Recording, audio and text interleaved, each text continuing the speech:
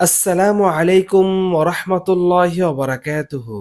প্রিয় বন্ধুরা, আশা করি আল্লাহ পাকের অশেষ মেহেরবানিতে আপনারা সকলেই ভালো আছেন। শাবান মাসের ১৪ তারিখ দিবাগত রাতকে শবে বরাত বলা হয়। হাদিসের ভাষায় এই রাতকে লাইলাতুন নিসফি মিন শাবান বা মধ্য শাবানের রজনী বলা হয়েছে। বিখ্যাত সাহাবী মুআয ইবনে জাবাল রাদিয়াল্লাহু তাআলা আনহু থেকে বর্ণিত, নবী করিম সাল্লাল্লাহু আলাইহি সাল্লাম ইরশাদ করেছেন, আল্লাহ তাআলা অর্ধ শাবানের রাতে অর্থাৎ শাবানের ১৪ তারিখ দিবাগত রাতে তার সৃষ্টির দিকে রহমতের দৃষ্টি দেন এবং মুশরিক ও বিদ্বেষ পোষণকারী ব্যতীত সবাইকে ক্ষমা করে দেন। শবে বরাতে আল্লাহ রাসূল সাল্লাল্লাহু আলাইহি সাল্লাম দীর্ঘ সময় নিয়ে নফল নামাজ পড়তেন।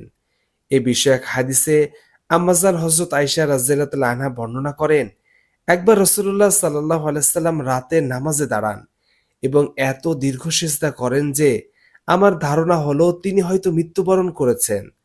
আমি তখন উঠে তার বৃদ্ধাঙ্গুলি নাড়া দিলাম। তার বৃদ্ধাঙ্গুলি নড়ল।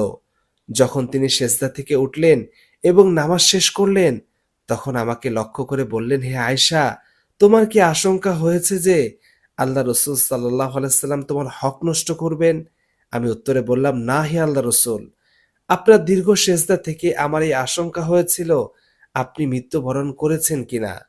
তখন নবী সাল্লাল্লাহু আলাইহি সাল্লাম জিজ্ঞাসা করলেন, তুমি কি জানো এটা কোন রাত? আমি বললাম, আল্লাহ ও তার রাসূলই ভালো জানেন। রাসূলুল্লাহ সাল্লাল্লাহু আলাইহি সাল্লাম ইরশাদ করলেন, এটা হলো অর্ধ শাবানের রাত শবে বরাত। আল্লাহ তাআলা অর্ধ শাবানের রাতে তার বান্দার প্রতি মনোযোগ দেন এবং ক্ষমা প্রার্থনাকারীদেরকে ক্ষমা করেন এবং অনুগ্রহ প্রার্থীদেরকে অনুগ্রহ করেন আর বিদ্বেষ পোষণকারীদেরকে ছেড়ে দেন তাদের আপন অবস্থাতেই। শবে বরাতের নামাজের নিয়ম হচ্ছে, শবে বরাতের নফল নামাজ পড়া উত্তম। তবে এই রাতে নফল নামাজ পড়ার আলাদা কোনো নিয়ম বা নিয়ত নেই। অন্যান্য নফল নামাজ যেভাবে পড়া হয়, এদিন রাতেও সেভাবে স্বাভাবিক নিয়মে নফল নামাজ পড়তে হবে। আলাদা করে কোনো নিয়ত করতে হবে না। কেউ এ রাতে নফল নামাজ পড়ার আলাদা কোনো নিয়ম বা নিয়ত সাব্যস্ত করলে তা বেদাত বলে গণ্য হবে।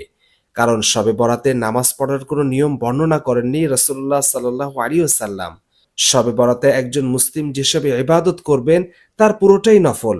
এ রাতে কোরআন তেলাওয়াত, জিকির, নামাজ সবই নফল।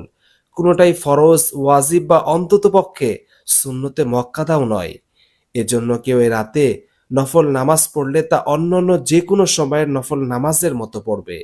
নফল নামাজে সানা, সূরা ফাতিহা, সূরা মিলানো, বৈঠক, তাশাহুদ, দরুদ, দোয়া মাসুরা সব স্বাভাবিক নিয়মে পালন করতে হবে।